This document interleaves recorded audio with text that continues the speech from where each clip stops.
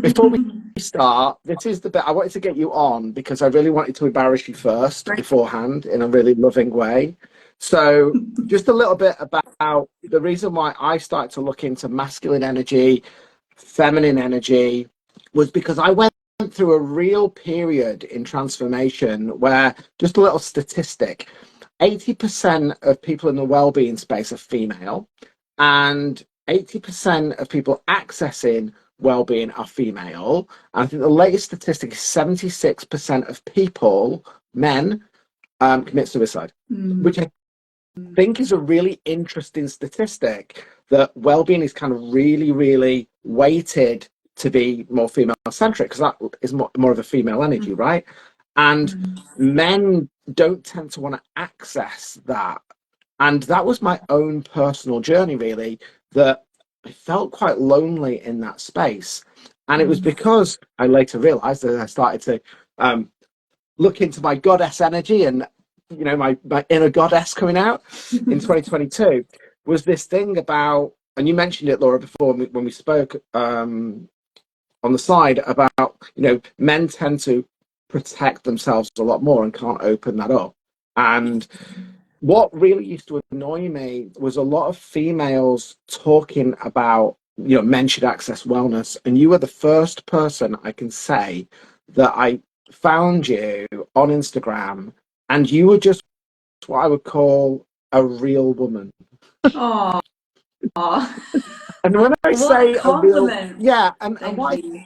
what I say when I mean that is, the word that I would say is, when I listen to what you say as a man, I feel safe.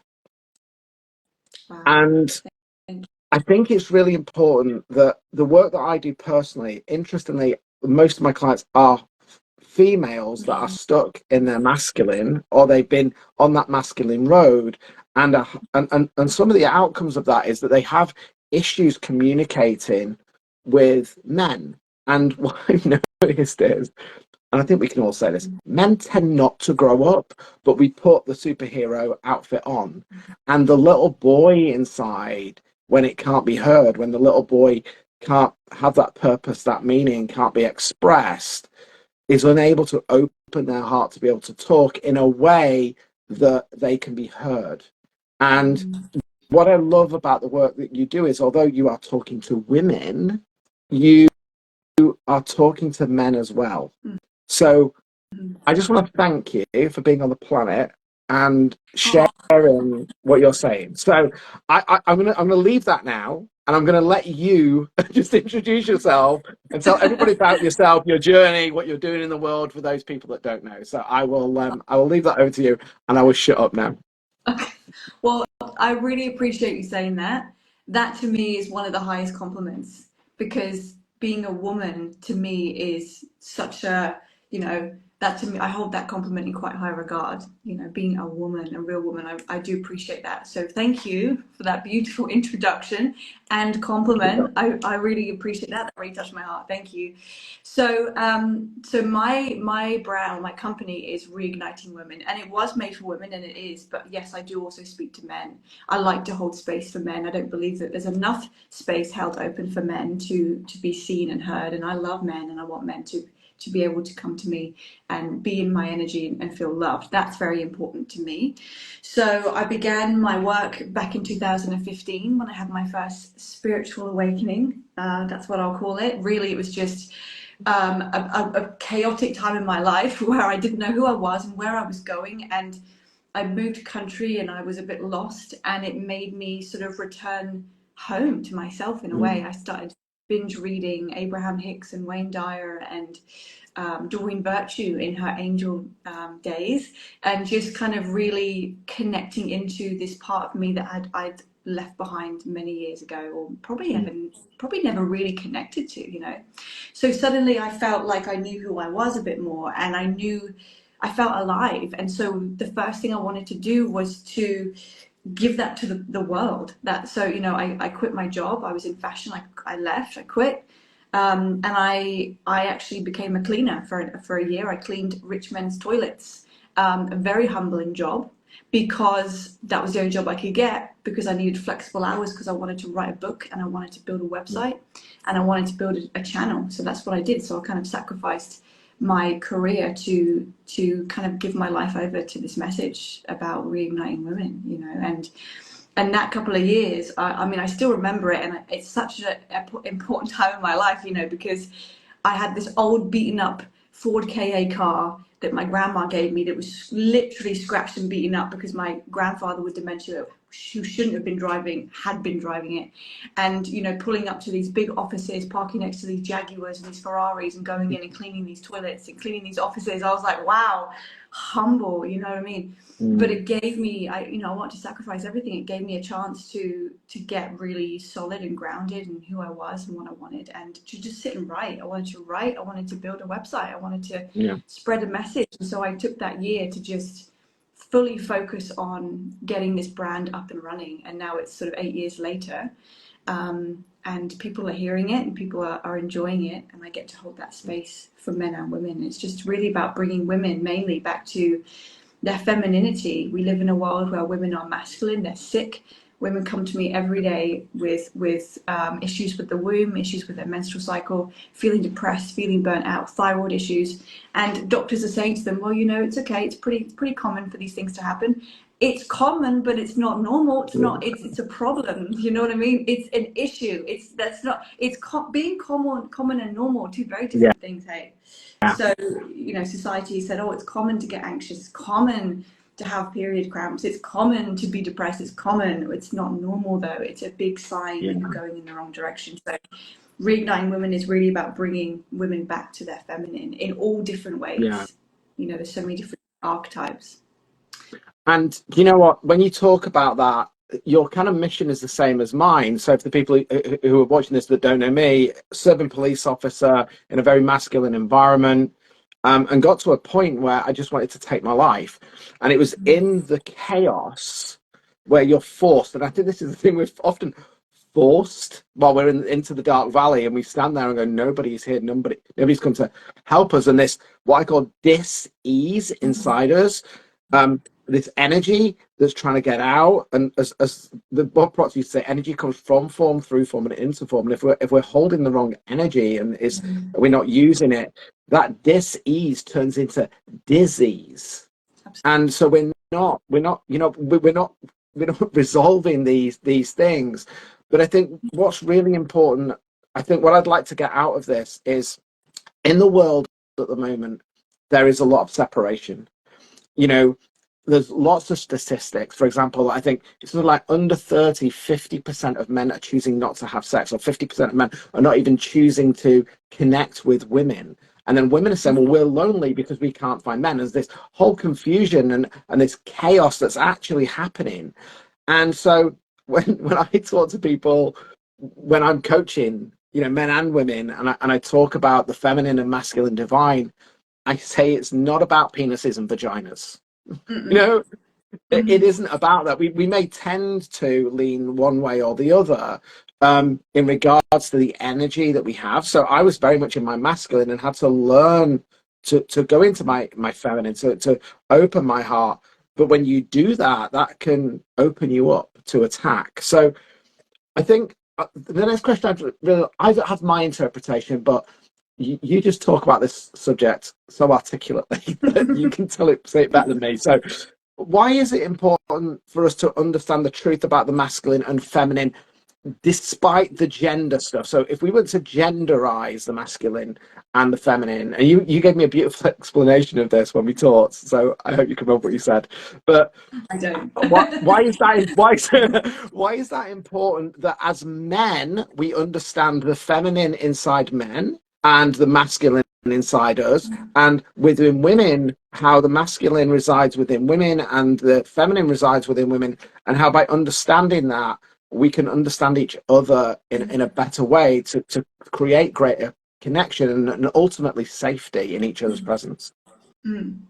Well, the first thing I think that's important is that we stop trying to make each other equal to, make ourselves equal to each other. So this idea of like, I'm equal to a man, I'm absolutely not equal to a man, and I don't need to be, and a man is not equal to me. So it's kind of like accepting that masculine and feminine are two different things and separating them in a good way, because what happens is that when you put them into conjunction together, there's this union, and this a real perfect bliss when they work together. So, when we are living in an energy that's not natural, that's against kind of even the body that we've been born into, that's when we start to see the dis-ease. Dis-ease isn't necessarily a negative thing. Dis-ease is the body trying to talk to you and say, hey, there's a problem that you're ignoring. Society's made us afraid of disease because people are also afraid of death, which also is not. Death is just a big orgasm. We don't need to even think about that. Like, that's not even, that's just like not even anything to be afraid of. But when it comes to men and women, it's women, when a woman is in her masculine, we do see issues, and society's kind of brought us into that in a way. But when a woman is in her masculine, well, first of all, men aren't attracted to that energy. They don't feel safe in that. What I mean? They're not drawn to it. So many women are single because they're in their masculine, and they're not owning that. They're not taking power in that. They're not sort of saying, well, hang on a minute, I'll be powerful if I soften and surrender. That's powerful. Women are doing way more than they even realize that they need to. Women are pushing themselves and burning themselves out, and they don't even realize that they're doing it, and they think that that's what makes them worthy. The more I do, the more I am, which is absolutely not true for women. It's more, the more I be, the more I exist, the more powerful I am. I don't need to do things to be worthy of anything. And for men, when men are so good at this logical perspective, they're really good at that. They're really good at seeing things logically, which means that when a woman is in the presence of that masculine man, she softens and she doesn't have to think. She doesn't overthink. She can relax and be, because he has that logical mindset, and he has that strength and that power to soften her. But when men get I believe that it's very important for men to be emotionally available and to be self-aware, because otherwise they tend to kind of go into anger too quickly, which is detrimental. So, men need to be that, but when they lead with their emotions, that's when we also see some depression as well, because when men getting lost in their emotions can be a big issue. And when he's in the presence of a woman, that can be difficult for her as well. So if we kind of accept and become proud of the roles that we've been given, and either soften into it, our role as a woman, or step up and be in the power of being a man, really let that become something, rather than letting society tell you that that's toxic. It's not. There's no such thing as toxic masculinity. It's not a thing. It's just, there's either masculinity or maybe there's a lack of, but everyone has a manipulative side. Everyone has a toxic side. We're all human. But I really think that when we soften into our roles, magic happens. Magic really, really happens, and disease fades.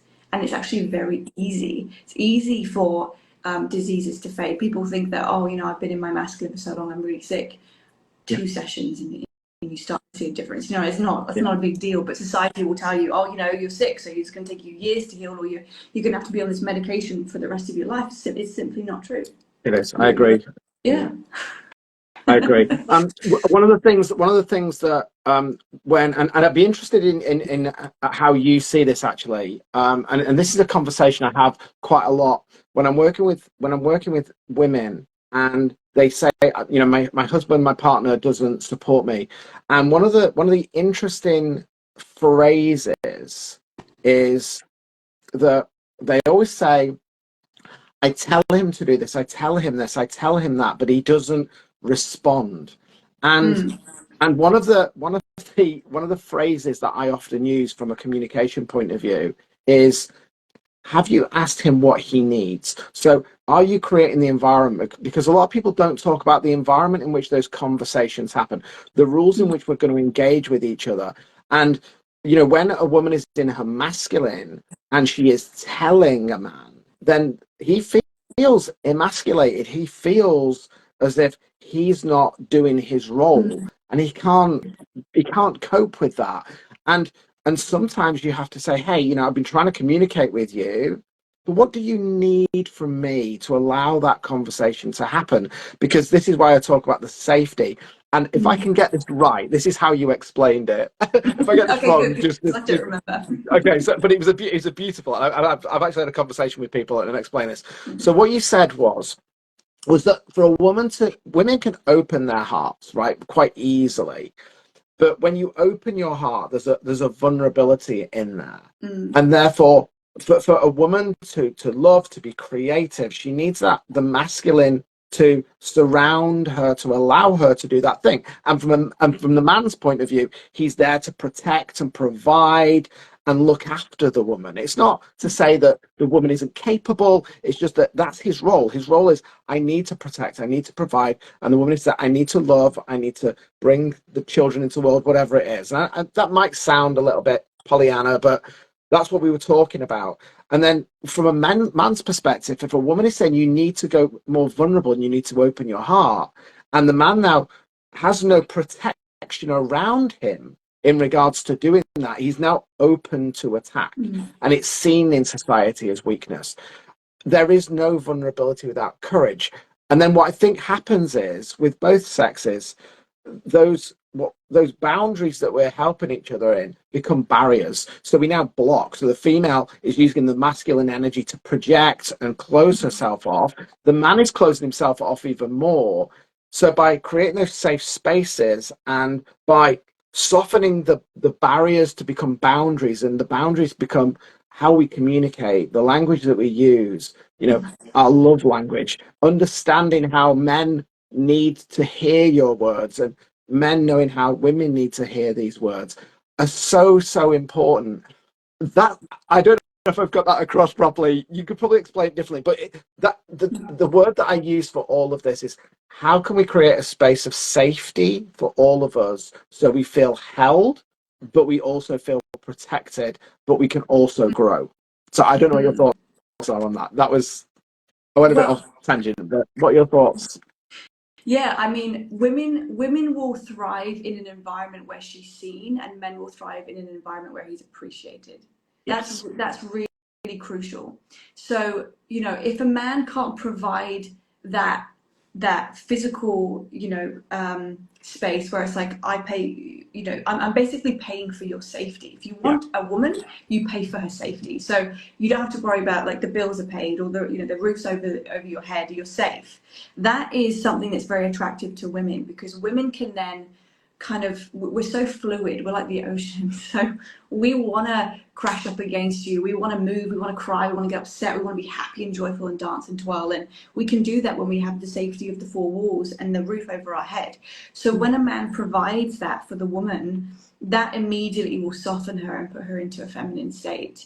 Yeah. And then likewise, when she's showing up as that feminine energy, when she's showing up in that softness, all he wants to do is provide and protect her. Like it's a natural instinct. Like, that's my woman. I want to make sure she's safe because she's so vulnerable, and I want to make sure I get to be the man that protects her vulnerability. So I think that's when you put those two things together, it's really, really special. And I do think that, if a man isn't in a position where he can do that, he probably needs to work on himself in order to get himself to a point where he can offer that. And I think that women need to not look at relationships until she can find a way to step into her vulnerability. She wants to receive and surrender, because a lot of women aren't willing to do that.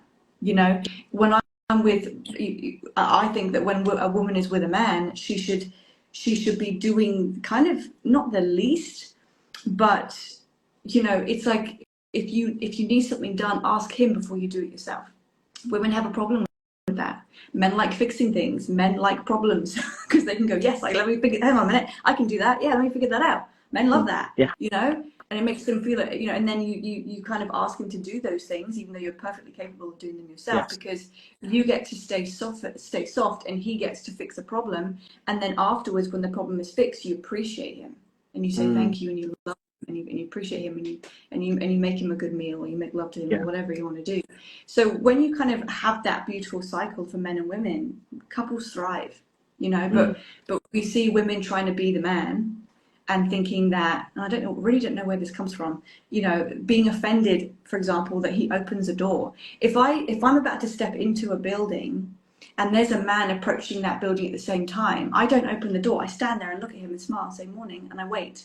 And he opens the door for me, and he feels it's the superhero thing. Yeah. He's like, oh no, I opened this woman's door, and I sort of look at him and put my hands in prayer and say thank you so much, and he feels appreciated. You know, just like small little movements like that are really important.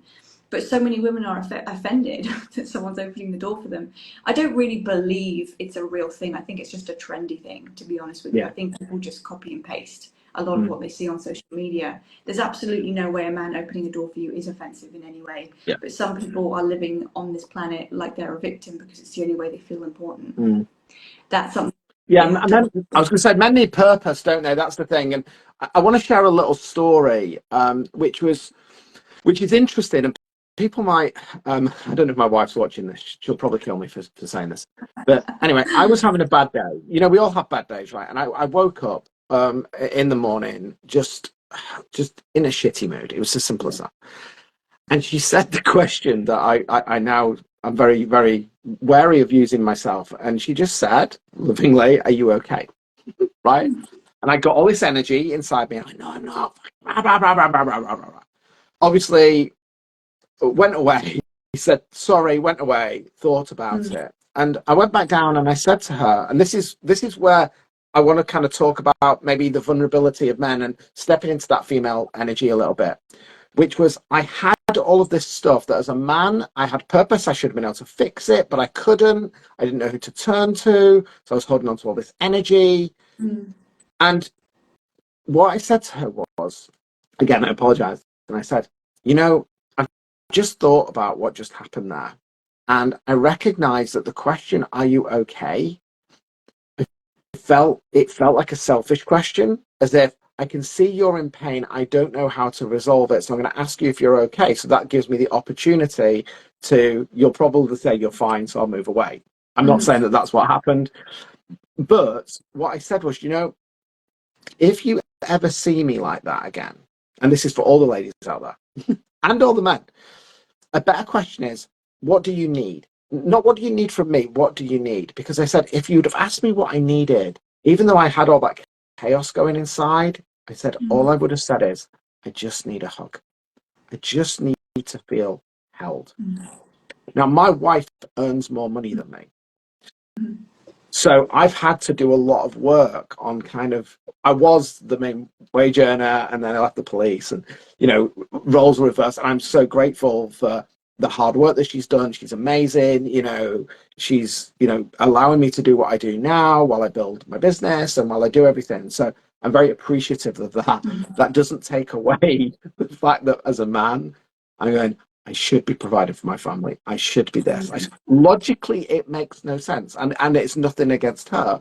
But for me, and it was in that moment that it was like the little boy was going, you're not good enough. You're not able to do this. And that the inner child just needed a hug.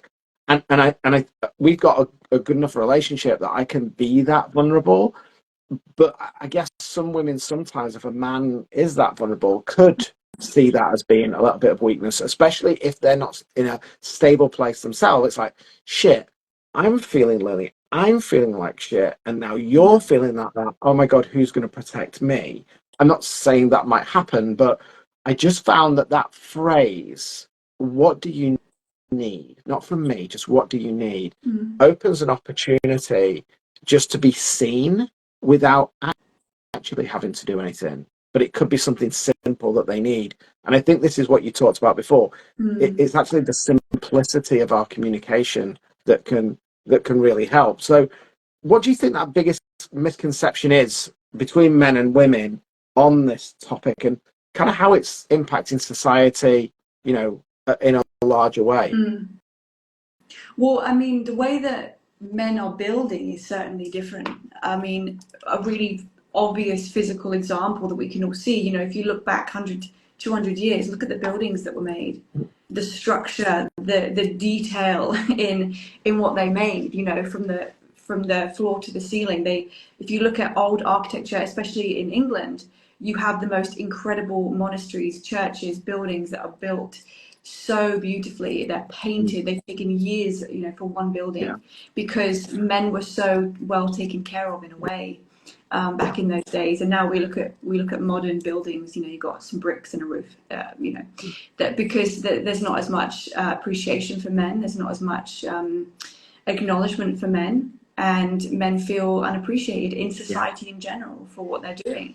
And so we see, so I always think that's a really beautiful example. You know, whenever I go back to England for a trip, I look at the buildings and I'm like, wow, you know, what were these men going home to? Because the fact that they can take that much time and be so delicate with what they've done. Yeah. You know, men would build things for women, and now men don't have, you know, they don't have anything to build for. And, you know, a lot of podcasts are talking about, you know, oh, if there were no women on the planet, men would be fine. They'd be able to build, they'd be able to hunt, they'd be able to survive. And it's like, yeah, physically, but men do things for women. Notice, like, I notice it as a woman because I feel the energy all the time. You know, men are in the gym, they're doing what they're doing. As soon as a woman steps into the gym, like, oh, I think I can lift heavier, actually. I think actually I can go up a bit. You know what I mean? I think I can do this. And he doesn't even have to be necessarily interested in her. It's just the fact that there's a woman in the facility that, you know, he wants to do something for her. He wants to kind of impress her. It's nature.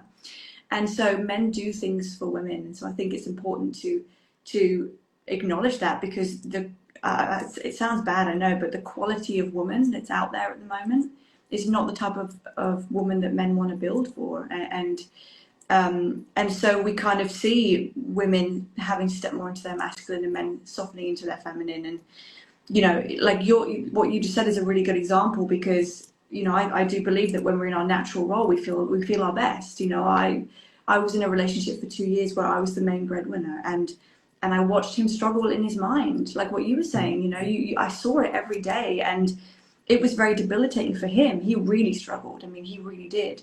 He wasn't working at all. You know, so his self-esteem went down, and I was doing everything. And in one way I was like, I don't want to do everything, but if I don't, we can't eat. But I also wanted to encourage him, and yet for him, you know, he just sort of got so lost in his mind that he was unable to provide, that he got really depressed, you know. So I saw that, you know, it's a really clear indication. And then, you know, men that are able to do that, they have a different sort of energy. There is a sense of pride, and I'm sure you understand that, like talking about that. And, you know, so those roles are really interesting. But I'm a big believer in men and women building together. Yeah. I really am. Yeah, we need both halves. We need so with that in mind, then I think if we looked back in the day where there was very clearly defined roles for men and women, which we're not talking energy here. There's those clear roles that women have obviously tried to break through. How do women then gain their independence? How do they live the life that they're completely entitled to do, build their businesses, you know, do all the things that they need to do, but then be able to communicate a safe space for men to interact? Because I think that's one of the biggest challenges. I've got a son who's 21 in 3 days time. No, sorry, yeah, 3 days time. And I've got a 15-year-old, and, you know, Harry, my eldest, has talked a lot about this. But it's hard being a man, you know, a young man at the moment. You know, he's literally kind of had enough. He's 21, you know, and he's had enough. How do we allow women to, you know, live into their independence, do all the great stuff that women have fought for, and rightly so, but then create space and safety for men so that they can create these better unions, you know, not just as partners and sexual partners or loving partners, but also in the workplace, just in society generally. How can we help men and women become more cohesive? What can women do to help men feel safe? Men are, well, in my personal opinion, for a man to feel safe, we have to be like, women have to be the epitome of love. We have to get to a place of love within ourselves, 100%. I did a whole talk on this on my live yesterday, if anyone wants to check that out. It's agape, right? We have to become love, right? So, you know, when I have male clients, someone such as yourself, someone, you know, even a stranger on the street, I always make it very apparent, and I'm very purposeful in how I show up in my life and in myself, because that way when people are in my presence they feel loved. So if as women we get to that place, whatever man steps into our life, he'll feel loved. Whether you meet him for 5 minutes or you meet him for a lifetime, he will feel loved because he's in the presence of love. I'm actually, I'm not a big believer in independent women. I don't think it works because, I certainly am not, I don't wish to be independent. But I do think in respect for building their businesses and things, obviously I have my company. But I certainly, I use my masculine energy to build it for sure. Burnt myself out many times and learnt the hard way that this is not right. This can't be how we do things. And so, these days my business doesn't run on me pushing myself and working hard and working all hours. I love the work that I do, so therefore I do not work. That's one thing. If you feel like you're pushing yourself and you're working, you're in the wrong role. I do not work a day in my life, and I haven't done for the last 8 years. So there's that to think about. So when women want to build a business, it has to be like something that you love, that you don't feel you're working for. Because if women feel like they're working and pushing themselves, that's when they start to go into their masculine. Women ask me, Laura, how do I soften into my feminine when I'm so stressed? And my answer is, you can't. And you're asking the wrong question. You should be asking, Laura, how do I change my life around because my stress is showing me that I can't go into my feminine because I'm living the wrong life? How do I change my life around? That's the right question, not how do I remain in stress. But people tend to think that if they're stressed, they're important and they're valuable, which is absolutely not true. So, it's kind of with women, if you want to build something, you absolutely can. We are creative energies, we're creatrixes. But we have to create something that we love so that we don't feel like we're ever working, and this idea that we have to push and work hard to make money is an illusion. And conversely with that, with men, if men feel they have purpose and they're protecting, they will hold themselves over broken glass. Yes. They're okay with that. Yes. They're okay with pain. They're okay with all of that. If they can drag themselves over broken glass and then know that dragging themselves over that broken glass, they go, I love you, I see you, thank you, then they're fine in pain. you know what I mean? Yeah. And that's right. I wanted to give you a reflection of what I see as your feminine, if I may. In kind of answering my own question, I was putting you in a position where I wanted you to sort of try to explain it. So what I see in you is that you sit in your creative feminine stuff. You exude being feminine, but your masculine is very much about, how to communicate your boundaries. So for me, if I was to look at that picture again, it's, here is Laura as the woman, and there is a soft boundary, masculine boundary around that says, this is who I am, this is what I believe, this is how I communicate, and therefore I see that as your masculine protection, but it's kind of a fluid, it's not a barrier, it's something that can be respected, that you don't go over because you're clear in your communication. And I think this is the biggest thing, isn't it? That what I'm taking from what you're saying is that when women are in their masculine, it's not their natural state. Therefore, how can they communicate? Because they can't. And when men are not truly in their masculine and they're more in their feminine, they can't truly communicate because the communication energy that they're in it is wrong. It's as if, I speak English, but I'm living in France and can't communicate, and there's a French lady living in England who doesn't speak English, and she can't communicate because the environment, that energetic environment that maybe society has told us that we need to sit in, doesn't resonate with us. So what we're trying to say here is, from a metaphor point of view, is if you're French living in England and you can't speak English, how do I learn English? Well, just go to France, and vice versa, because then you know your natural language, and that doesn't mean you can't learn English. That doesn't mean you can't, go into that environment, but your true environment is going to be with your natural tongue. And I think that's what we're saying about the feminine and the masculine, is that we seem to have flipped our roles as men and women, and therefore we're not showing up as our natural whole selves. Does that make sense? Absolutely. Yeah, 100%. And I like what you said there about, you know, the boundary, because people do ask me that, how do I do that? And I believe that we find the tools, and then the more we use the tools, the more we become the tools. So I don't have necessarily tools to have a boundary, but I am the boundary. It's there. There's a part of me that commands respect, and if I don't get it, the punishment of that is that you'll be cut off. Yeah. That's it. I'm certainly not gonna close my heart to someone, because that'll be a disservice to myself, but I'm going to take my heart and put it somewhere else. So I always try and stay in my heart as much as I can, but I'm very choosy as to what direction that goes to. So that's something that's very important for women. There's this idea that women are supposed to be this love and light space, and it's like, yeah, we are the heart, we live in the heart, but women, we have a womb, we're all about death and destruction. It's like, if you disrespect me, you'll be destroyed. I won't destroy you, you'll destroy yourself. And when women kind of hold that confidence, like, I trust myself and I'm confident in myself. So when you get to that space as a woman, there's less to say. There's really less to say, because, we learn that our presence is enough. And, the women that I know that are more insecure and haven't kind of got their boundary up yet, or connected to their dark feminine, they have to say more, they're louder, you see them out on the street shouting and loud voices and always talking. It's like, it's quality over quantity. When you tap into that true feminine nature, there's less to say, because you are enough. And a lot of women haven't tapped into the realization that they are enough.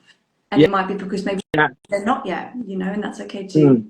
Yeah. And this reminds me of a story I often tell people, is that if we look at nature gives us the balance. And I always talk about lions and lionesses. And when you look at a pride of lions, you've got the big alpha male lion that's got his territory, he's got his girls, he's chilling out and all the rest of it. But when the female lion has got her cubs around, she will defend her cubs. She will defend them to the death. And Absolutely. The male lion knows that. And so if you get another lion that's coming into the pride to try and take over the pride, he's got to be really careful, because he wants to kill the cubs because he wants to mate with this lion and it's his offspring. But because he knows that she will die for the cubs, if he kills all the female lions in the pride, then he has no pride. So nature has this delicate balance that the female lion is saying, this is my boundary, you don't cross it, but I will allow you to protect the pride. And I think I love that. That's my own little analogy that I try and think of it, is that I'm allowing you to do that with grace. Not I'm allowing you to do it because I could do it, but I'm allowing you to do it. It's like, because I can look after the cubs, I can be in my feminine, I can hunt, I can do everything that I need to do, because you're providing that overall protection for me. And most animal species work like that, and we're the ones that have really moved out of our natural state. So no wonder we're suffering and going through this chaos, because I'm a great believer, like you said, that the body and the mind, years of evolution, wanted us to keep reproducing. Why would it create a system that wants to destroy us? It wouldn't. It's just that we're destroying ourselves because we're not allowing ourselves to be in our natural state. So we could talk for hours, but I want to just ask one final question before you can tell everybody where you are and they can find you. If you could, from all the stuff that you've learned on your journey so far, if you could leave one lesson to the world, which would create the relationships between men and women and make them more harmonious, what one lesson could you give to everybody watching this today in how they can maybe step into their masculine, step into their feminine, create space and safety for each other, and then help the world become more cohesive, happier, and we live more peacefully? Well, the main word is acceptance, I think. Accepting who you are. Stop trying to be something else. Because so many people run away from who they are, who they've been born in, what they've been born into, and who they've become. So, for men, it's like you've been born with as a man, this masculine body. You've got testosterone. You can go build an empire. You know what I mean? You can do anything. You can create from nothing. You can build from nothing. That it's pretty sexy. It's very important, and we need that. And when a man does that, he will feel like he wants to wake up every single day. And when he loves his life and he loves himself, he'll change the evolution of the planet. Everything will up level. And for a woman, it's the opposite. If she surrenders into who she is, she will wake up every day with purpose. You know, even in the spiritual realms, there's all this idea of manifestation and, you know, how you can get the life that you want and whatever. It's manifestation. It's not, there's femifestation. I hate that word. I don't like I've feminized never even words. heard of I that really before. don't, Okay. hey. I just feel like, because I like masculinity, I love men. So I'm like, feminine, okay, whatever. But, you know, we'll use that as an idea, femifesting. You know, we're not about like, Sounds oh, I gotta write dodgy. this. I'm sorry. It sounds dodgy. Yeah, It sounds like some sex. Sounds like a sex toy. it does it. We'll get people to look it up. Hey, it's to me, it's like I like men, I like masculinity, so I will use manifestation. But there's this idea, right? So for women, the reason that they can't manifest what it is that they want in their life is because they're trying to do it in a masculine way. I'll write my affirmations, I'll do this, I'll do that, I'll make a vision board. It's all about building something, but let's leave that for the men. We have a womb, so therefore we carry an empty space. We need to make sure we're constantly clearing ourselves out energetically. Cry, get angry, be joyful, be at peace, you know, cleanse yourself. And when a woman surrenders to her life and surrenders to her path and her story, she will manifest everything. So it's like, accept the natural order. Stop trying to be something that you're not, because you're doing a disservice to yourself. I don't wish to be equal to a man. I want you to go and do what you're so good at, and I'm going to respect that and appreciate that. And whilst you do that, you're going to let me be who I am. And when you just leave things alone, everything works, because we're all connected to nature. And if you try and interfere with nature, you'll be destroyed. You know what I mean? If you go and stand in the eye of a tornado, good luck.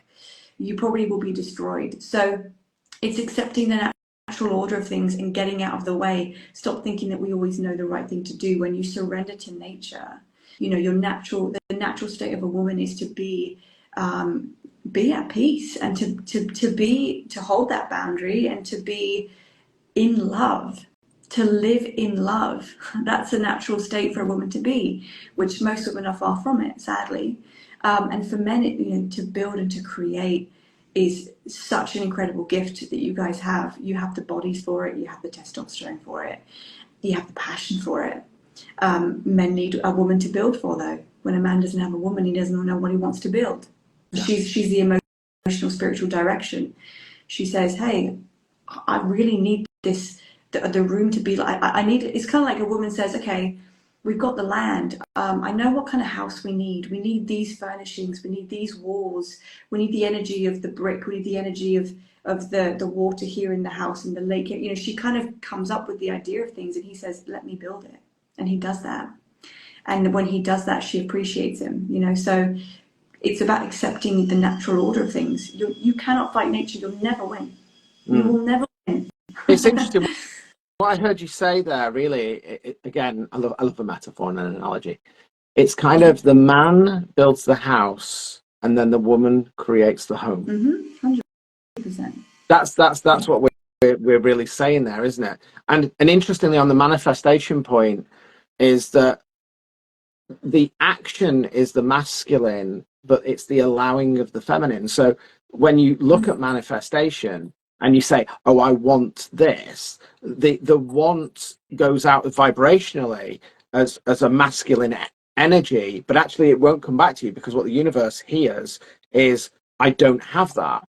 And so what you said about that surrender, even though it's called manifestation, when I actually look at the process myself of manifestation, is, yes, I need to have an idea. I need to know what I want, why I want it. I need to, you know, embrace that. But actually, the last stage is letting go that I need it and surrendering. So it might be called manifestation, but if you're building that house of abundance, yes, you have to create the structure of what you want and be really clear and specific on that. but then you just have to let it be. So even if we were to call it manifestation, actually the other half of that is the feminine. So manifestation actually is the perfect cohesion of the divine masculine, divine feminine. And if we're not in our right energy, then that's probably why we're not manifesting the life that we want, right? Because we're not understanding how those two energies interplay to create. And that's what men and women do, right? A man will impregnate a woman, and it's all done in 30 seconds. And the woman is then God, the woman then creates life. So it's really crazy where you go, I don't want to be like a woman. And you're literally a God. You create life. There isn't anything bigger than that.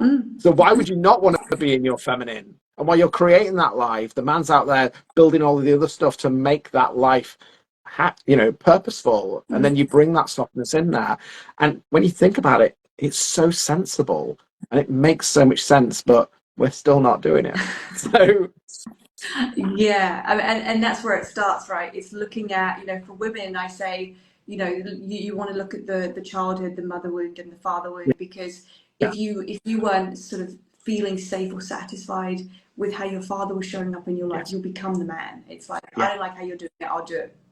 And if we've been hurt, just simply for being a woman, which many women have, then again, she's not going to feel safe in her feminine. So, we have to, because women say to me, like, how do I become more feminine? It's like, it's not about becoming more feminine. It's about accepting that you are feminine and working backwards and unraveling all the reasons why you may be afraid to accept that you are a woman and that you are feminine. Because when it comes to manifestation for women, it's not about going after it, it's about becoming it.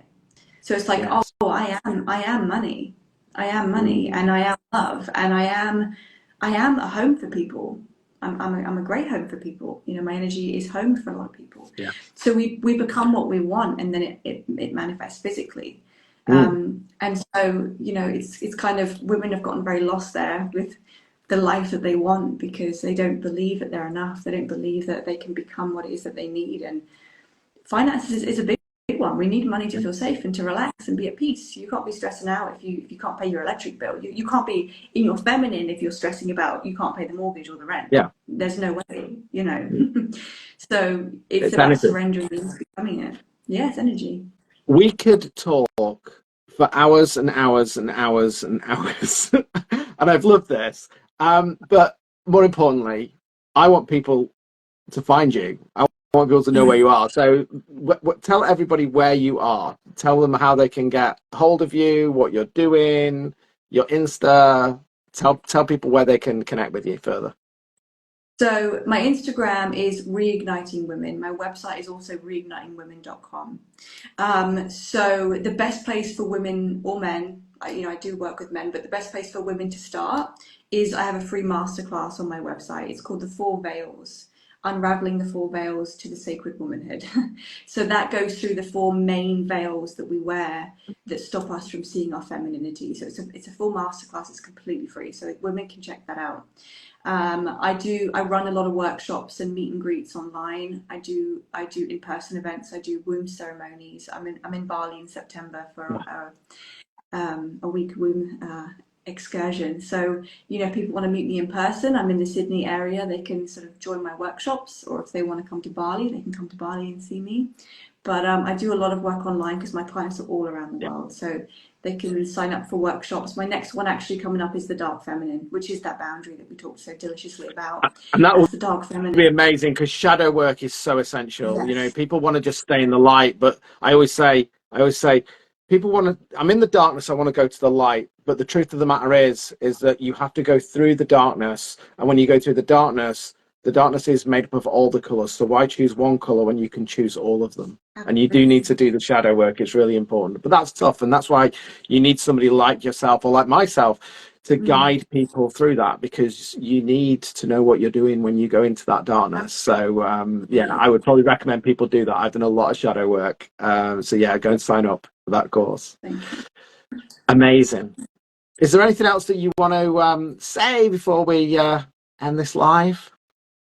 No, just thank you. Thank you for having me on. It's always, I do a lot of these chats and podcasts, and I do a lot with women. It's really a pleasure to to come onto a man's channel and have the conversation with a man, because it's a different conversation, it's a different energy.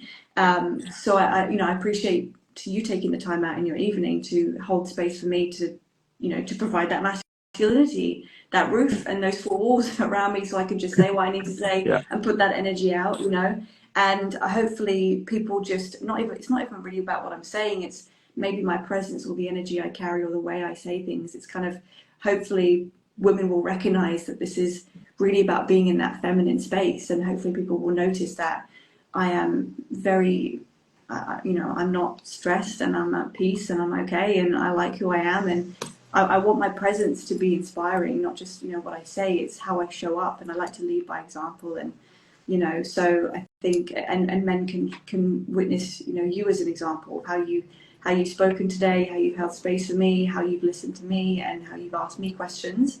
I hope that men get to watch that and see your example of how men need to show up for women as well, because a lot of men don't know how to treat women. A lot of men come into, that you probably saw the comments today. There's comments that come in that are sort of flirty and maybe a bit sexual, and it's just like, that's just not how you speak to women. It's just not it. You're not going to get my attention by speaking to me like that. As you could see, it got ignored. So, you get to be a great example for men as well, how to actually speak to a woman and how to make her feel safe. So I appreciate you for that. So thank you. Thank you. It's been amazing. I hope we chat again. Just keep doing what you're doing, and hopefully that will spread further and further and further and further. And as all of us in this space are trying to help people, build and live an authentic life so they can build more peace, the more people that can do that, it will cause a ripple effect around the world. And I really do believe that, as we start to really understand, I think in all this chaos in the world at the moment, I think there's a real opportunity just to pause. So I think what I'd like to say to anybody who's watching this, if you're watching it live now, if you're watching it afterwards, pop some comments in. If you want to, connect with others, if you want to ask questions, please put a comment in there, DM us if there's anything you want to know about us. But that one little change that we can all make can have a massive ripple effect. And by just allowing yourself, if you're a woman, just allow yourself to know that it's okay to be in your feminine. And guys, it's okay to be strong, but do it with love and compassion and meaning and purpose. And I think just allow yourself to be who you need to be and who you feel you are, because you've got nothing to prove to anybody. You are enough. You always have been. You always will be. And with that, I just say, Laura, thank you very much. And we'll end this live. Thank you. Thank you for having me. I appreciate that. And thank you everybody for joining. And make sure you go over and follow Laura because she does some amazing work. And I'll see you all very, very soon. Bye-bye. Bye, everyone.